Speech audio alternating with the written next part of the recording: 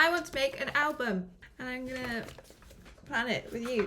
I have always been an albums girl. I don't know about you guys, but I grew up on albums. Albums were a much bigger thing in my era than they are now. I feel like the world these days is filled with like singles, and like singles themselves are getting shorter and shorter. Like to see a song over 3 minutes these days, it's rare. I love a 6-minute song. I love an album. I love the last track on an album. I have a real affinity for the last track on an album.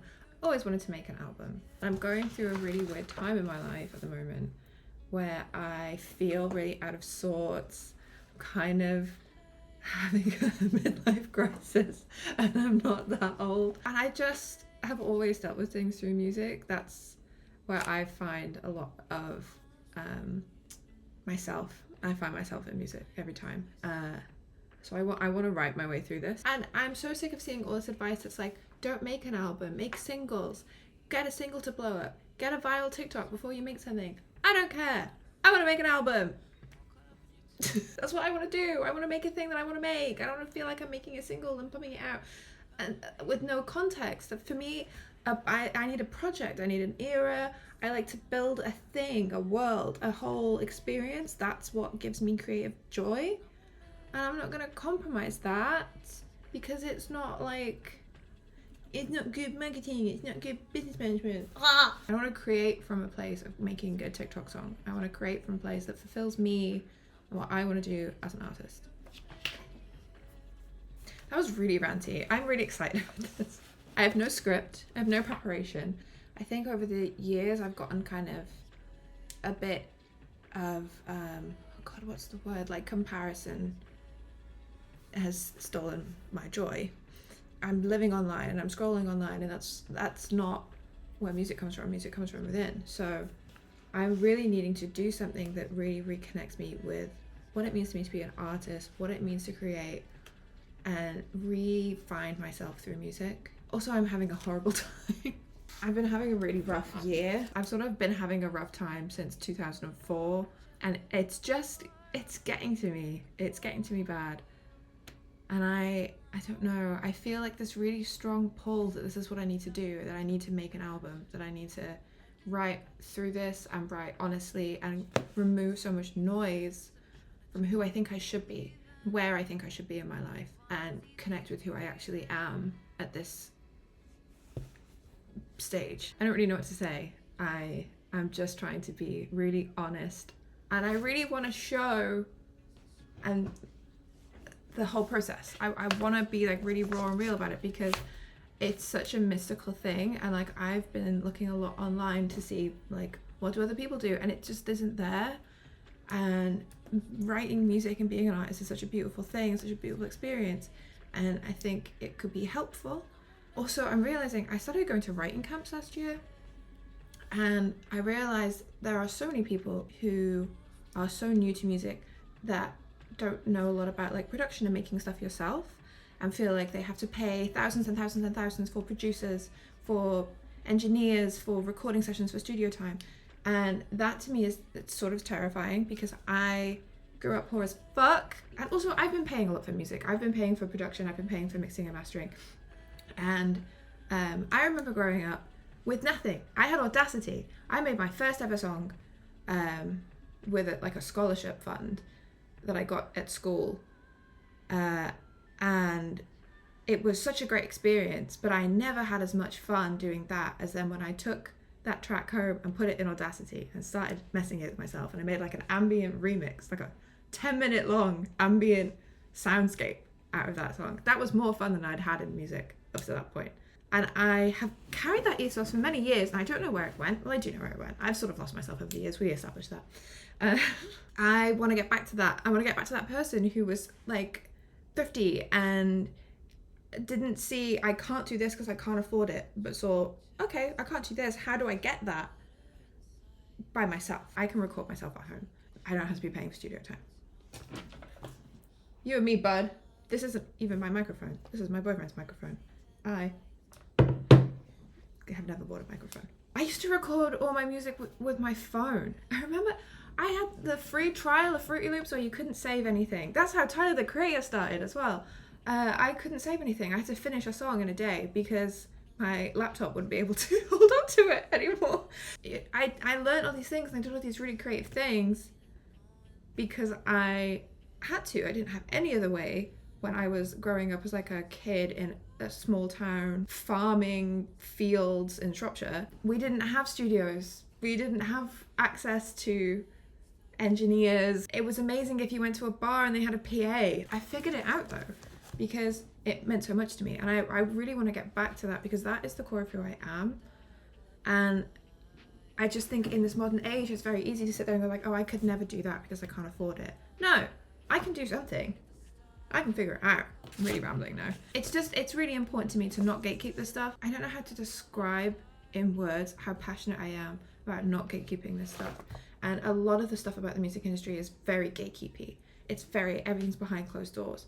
And I just think that is exclusive and it cuts out people, and it's like the laws of the world that cuts out people who are diverse. It cuts out neurodiverse people. It cuts out people of color. It cuts out women. It cuts out a lot of people who just don't have money. And that to me is just not okay. It's not the industry I want to be in. I believe that there is a music industry for everybody, and that's like the world that I want to believe in. I love everything that Ray is doing. I love everything that Chappell Roan is doing for the music industry. But I think a lot of that is like quite, I'm gonna say like far down the pipeline. Like I want to make it easier for people who are at home with their laptop and want to make something and don't know how. This is for you. You can make something at home. You can make something at home for no money. You can do it. All you need is you and your creativity. That is all that matters. I don't care if the mix sounds shit, if it's a great song. You know what I mean? I don't care. I don't care if it was recorded on a phone. I grew up listening to the unreleased Lana Del Rey demos. Like they were Bible study. I lived them. I didn't care that they sounded like shit. They weren't mixed. They were leaked demos. They were from a Logic project or whatever. I don't know how she recorded them. But you know what I mean? Like they weren't mixed. They weren't recorded properly. She recorded them at home. I loved them. They were my life. My favorite was See You Later Alligator. And I'm interested to know if you had a favorite one. If you were into the Lana Del Rey leaked demos. Lana Del Rey ever sees this? I'm sorry that I partook. I understand that is not great for artistry. You have to understand. I was a really big fan. I am a really big fan. Not was. Christ. Oh, I'm so rambly today. Where should we start? Let's start. How do we plan an album? What are the things that you need for an album?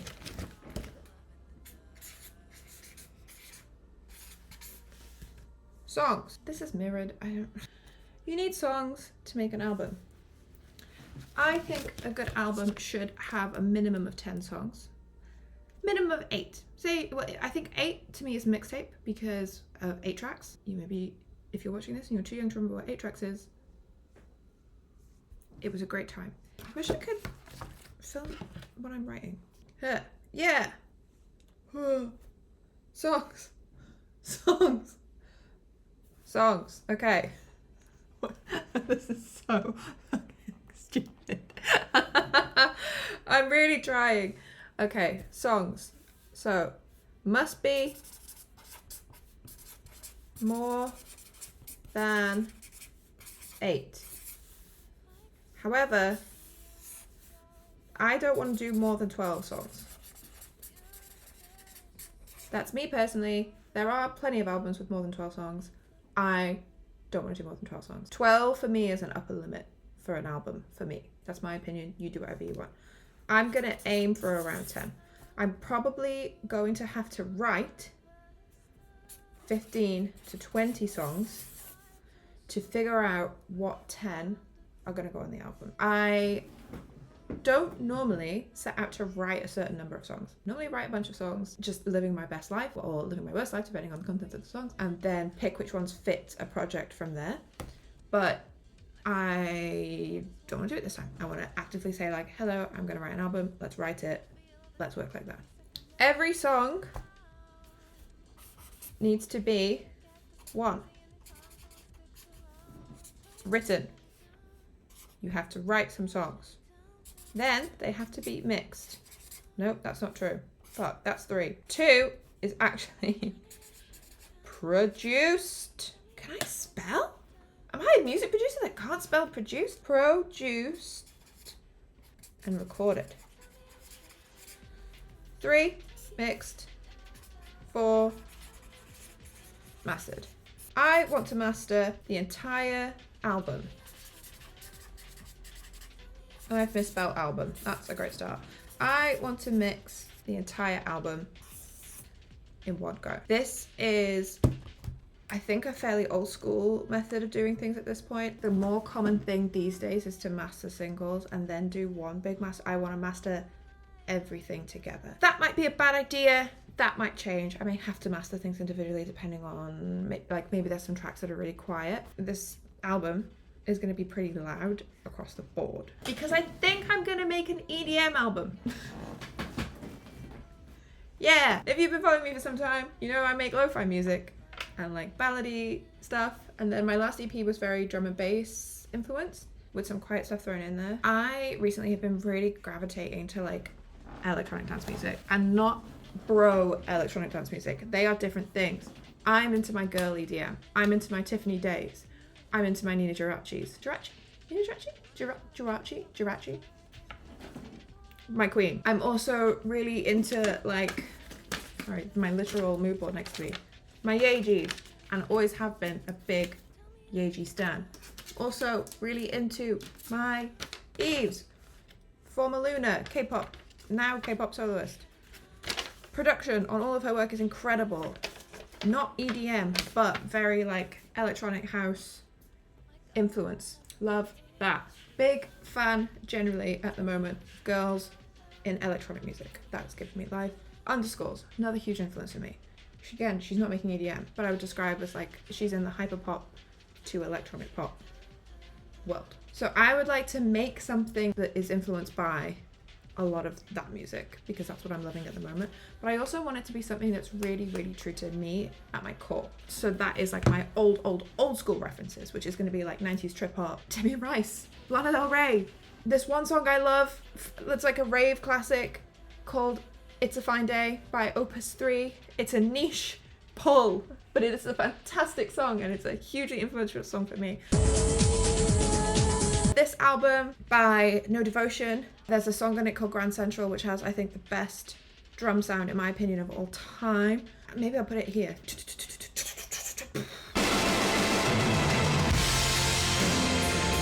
That's my favorite drum sound to ever exist. Like, my life was forever changed when I heard that drum sound, I'm just saying. So, what does this mean? Step 1, write 15 songs. That's what I'm gonna do. I already have 3, so that's 1, 2, 3. We will write more. I also want to figure out any collabs. So I've spent the last 2 years doing a lot more collabs than I normally would do. I've worked with a lot of producers. I've been writing a lot of like K-pop music. I really want to get into writing K-pop music. I love K-pop music. I got to meet a lot of really cool people. So although I am a self-produced girly, I would like to figure out some collabs on this. I don't want to have one producer co-produce the entire album. I've done that before and I don't love working like that. I really want to like pick and choose songs, places on the album where these collabs can fit and be really precise in how they will work. That's what I'm thinking. Anyway, I also want to, and maybe this is step 1.5, I don't know, or 3, unknown. What is the world of the album? So I have talked about some of the things that I want to reference musically. I, as an artist, like to build a world around a project. I like to know what it's saying. For example, my last EP, Honey. Now that was a cursed EP and that's a story for another day. However, I very much knew what Honey was going to be about and the things I was writing about. And the songs kind of exploded out of me from there. And what I am trying to get across in this album is really a sense of identity and a sense of like self-exploration. Where I grew up, what I went through, and how that impacts me now as a person who's in a very, very different place to where they grew up. It's hard, and the only way I feel like I can explore that is through music. So that, I think, is the foundation of what this album will be. In terms of what that means visually, because this is the other thing I like to do, is I like to really think about visuals. I just have the color white, and I don't know why, but I've really gravitated to the color white over the past couple of months. So I printed off a couple of like really love like mixed media texture, but everything that I've printed off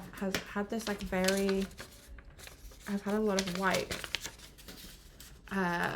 in the background. Even like I love this Eve's album artwork, and again it's all on like a white backdrop, and I think that's interesting. That's something I really want to explore. I also really want to get back into my collages, because when I was in college, when I was in sixth form, I studied graphic design. Loved physical graphic design, like physically doing stuff. All I was doing all day was ripping stuff up with tape. So like you get the sellotape, you press it. I was scanning things in and like moving the scan. That was just like an art style I was really passionate about. So I really want to like re-embrace a lot of these things that I've like loved and missed, and perhaps parts of myself that I've like disowned. And I think that is like a really big thing for me. So I really want to do a lot of like mixed media, and I think that is an approach I can take into the music as well. Yeah, I kind of want to approach this like a mixed media collage of a project. Then there is the actual production timeline. What is the release date? That's going to be really important because I have a full-time job. I need to be able to figure out how long this is going to take me to make, set a date to work to, because I am a big believer in setting a deadline for a project so that you actually finish it, and then working backwards from there, because with releasing an album there's a lot more to consider that has to be done before the actual release date. I've actually seen recommendations that instead of the usual 1 month run up for an album, you do a 6 month run up. Might want to put out some singles first before the full album drops. Pitching to radio, pitching to press. I really want to organize some sort of live show. That's going to take a lot of time. I haven't performed any of my music live since like 2017, which is a long time ago, and I used to perform like band music. I don't really know how to perform electronic music. I don't want to just get up on a stage with a track. I want to think about putting on a show and like what does that actually mean. So these are the things we need to figure out when I start doing a project, like to make a Milanote board. I don't know if it's Milanote or Milanote. I like to say Milanote. That's what feels good to me. I will do that now and then show you what that looks like. So I like to start out with a Milanote page. This is what it looks like. I have a bunch of my artist branding stuff here behind me. I did a really long time ago and probably need to update, but I like to kind of have it there so I remember the work I've already done. And then I have a big track list here. The main things I want to track are song titles, whether I've written it, whether it's produced, whether it's recorded, and then if it's mixed, mastered, and if I have all the credits for it. Credits are things like who wrote on it, who produced on it, who sang on it, etc. That way if I work with any producers or writers on this album, I can have our splits also here. Then I've taken a big screenshot because I'm running out of space on Milanote. I'm on a budget. I can't afford to pay for Milanote monthly, even though I love it so much.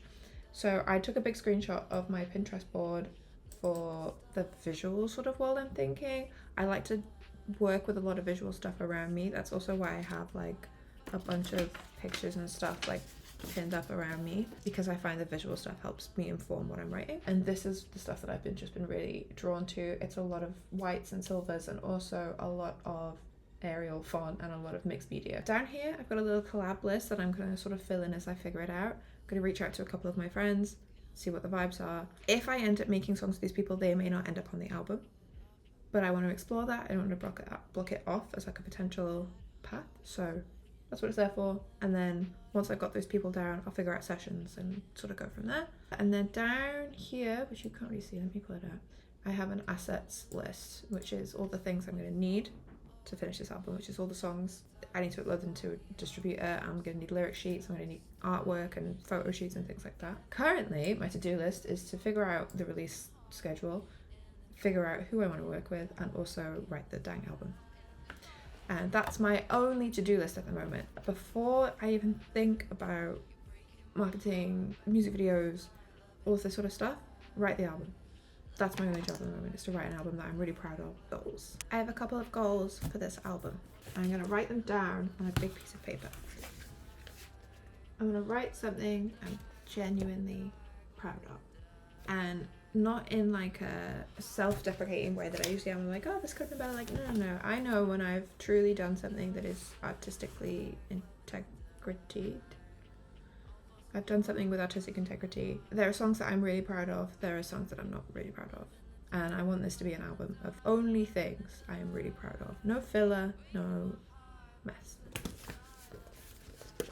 Create and finish. I am terrible at finishing things. You know how many times I've wanted to start a series like this and I start them and very rarely finish them. I want to finish the thing that I'm doing. I want to make this album. That is my goal. Number 3, document everything. I'm not gonna shy away from this. I'm gonna document it when it's hard. I'm gonna document it when it's difficult. And I'm gonna have this little time capsule of what it takes and all the stuff that goes into it and how I change as a person. And I think I really regret not documenting more of the things that I've done in the past, because I forget how much it took and I forget what I've been able to achieve, if that makes sense. So even if I'm documenting it just for me. Now, I do hope that in documenting it and putting it out there for whoever may watch this, I hope to find people who are scared of doing this by themselves. And I hope that in seeing some of this, you feel inspired, or you feel less alone, you feel able to tackle a creative project yourself, even if it's not an album, even if it's a song. And I hope that I can actually share some genuinely useful advice throughout the process. I have been producing music now for 15 years. Maybe it's helpful. I hope it is. These are my goals. I'm gonna do this. Let's make an album. Yeah.